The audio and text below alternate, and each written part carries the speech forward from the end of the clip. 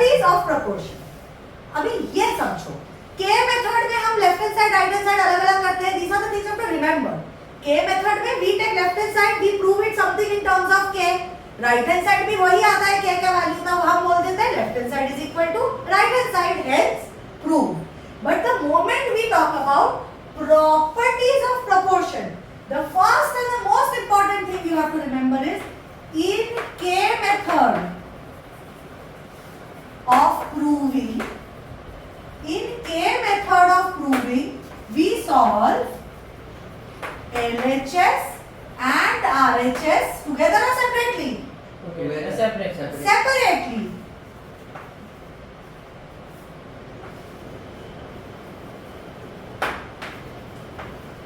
While solving using properties of proportion, property लगा रहे हैं हम लोग, proportion के property of proportion,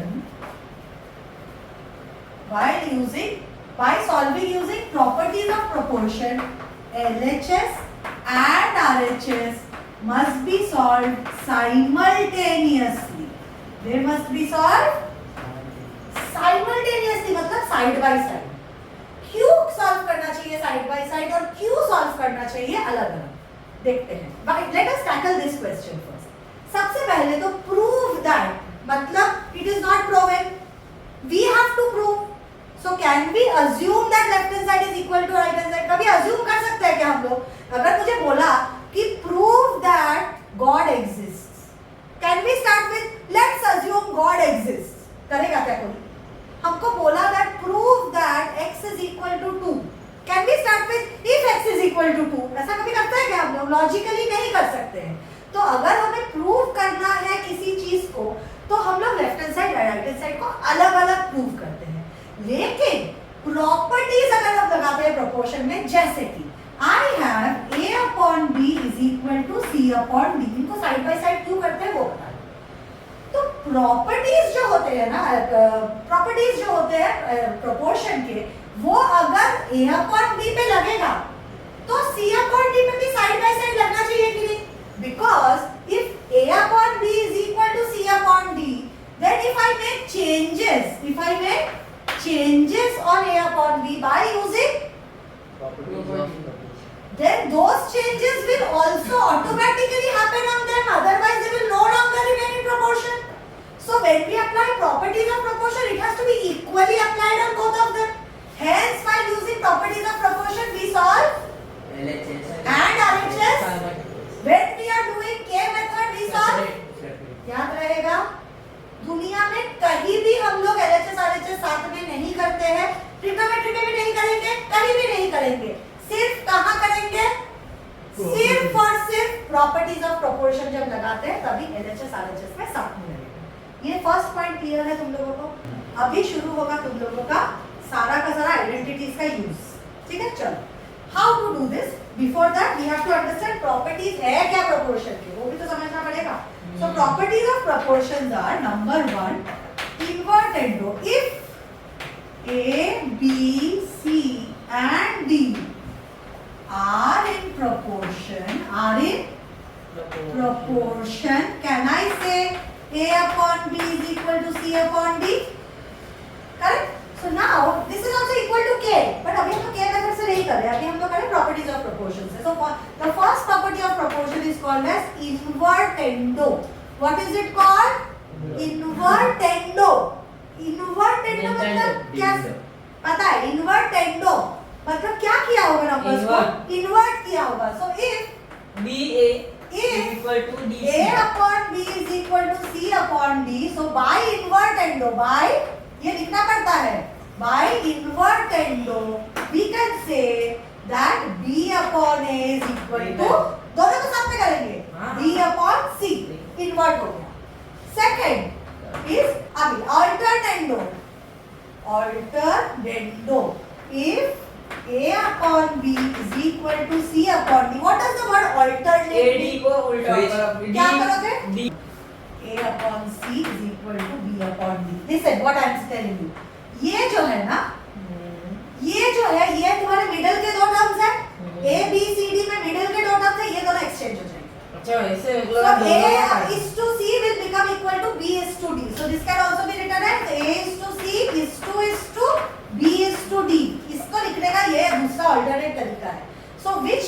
arithmetic exchange in alternate Middle term? term. Only the two middle terms, not CD. अगर x y z w रहा तो y z होते. मिडिल के दो टर्म्स एक्सचेंज हो जाते हैं. Did you understand alternate? Alternate is clear? Yes. The third and the fourth one is the one which we use very heavily. The third one is componendo. What is it? बहुत use करते हैं. Componendo. ये समझ आया. Componendo. ठीक है? Now let us look at componendo. हमें दिया है a is to b is to c is to d. कैसे लिखेंगे इसको? बताओ. A upon B C upon c इसके साथ ही लिख दूं. equals to C upon B. यही है इसका मतलब. So दोनों तरफ can I add one if I want? If I want, can I add one? If I add one to this side, can I add one to this side? हाँ. A plus 1. A नहीं. A upon B plus 1 लिख सकती हूँ इधर. This should be equal to ये number plus 1. Value same रखना है हमको. So इसका LCM low. This is 1 upon 1, 1 upon 1. So LCM क्या होगा? B और 1 का B. LCM है B. So ये A upon B will remain as it is. What will this become? B upon B. You tell me. क्या होगा? B और 1 का LCM. B हाँ तो इसको B बनाने के लिए किससे मल्टीप्लाई करो? 1 1 को 1 से B. मल्टीप्लाई करो. B से B से तो नीचे को भी किससे मल्टीप्लाई करना पड़ेगा? B से B से. और ये C और D का D और 1 का क्या है? D D. तो बताओ क्या होगा? C upon D plus. C को D से करेंगे और D पहले ये 1 upon 1 को क्या लिखोगे? 1 upon 1 1 को उसको क्या लिख D बनाना है ना. नीचे को D बनाना है तो दोनों को D से मल्टीप्लाई करेंगे तो 1 into D is D. So now what will you do? Denominators are same, so numerators can be added. So can I say this is A plus B upon B हाँ. B plus D क्यों बोल रहे हैं? Is equal to sign है. Is equal to C plus D upon D. यही होता है componendo. Componendo मतलब one add करना. Componendo मतलब one. बस. हाँ नंबर one add करना. तू नहीं कर सकता. जरूरत नहीं पड़ता है. 2 ऐड करोगे तो A plus 2B हो जाएगा. 2 भी कर सकते हो, 3 भी कर सकते हो. अब लेकिन componendo जो simplest form में है, that means the number 1 is added. Similarly, next we come to dividendo. Next we come to Divide कर दे. नहीं, dividendo में 1 minus करते हैं. So if A upon B is equal to C upon D, now I am subtracting 1. So what does this become? A upon B minus B upon D is equal to C upon D minus D upon D. Yes or no? Same thing we are writing. So this becomes A minus B upon B is equal to C minus D upon Nintendo जैसा कुछ है. क्या? Nintendo जैसा कुछ भी नहीं है. Unfortunately for you. Did you understand the fourth rule? And the fifth rule, the maximum times we use the rule. सबसे कम ये दोनों यूज होते हैं. ये दोनों हमेशा together यूज होते हैं. Most of the time these two are used together. Now if I say I am applying CD, which means I am applying componendo, dividendo both. I am applying componendo, dividendo both. तो can I say componendo apply करने से A upon B is equal to C upon D? This is without any kind of application. कुछ नहीं किया है तो ऐसा रहेगा. Componendo apply किया तो क्या होगा? A plus B upon B becomes equal to C plus D upon D. Dividendo apply किया तो क्या होगा? A minus B upon B is equal to C minus D upon D. And componendo dividendo का मतलब है ये जो componendo करके जो रिजल्ट आया और डिविडेंडो करके जो रिजल्ट आया उन दोनों को डिवाइड कर दो. उन दोनों को डिवाइड कर दो. उल्टा नहीं होता है. सोचो जरा.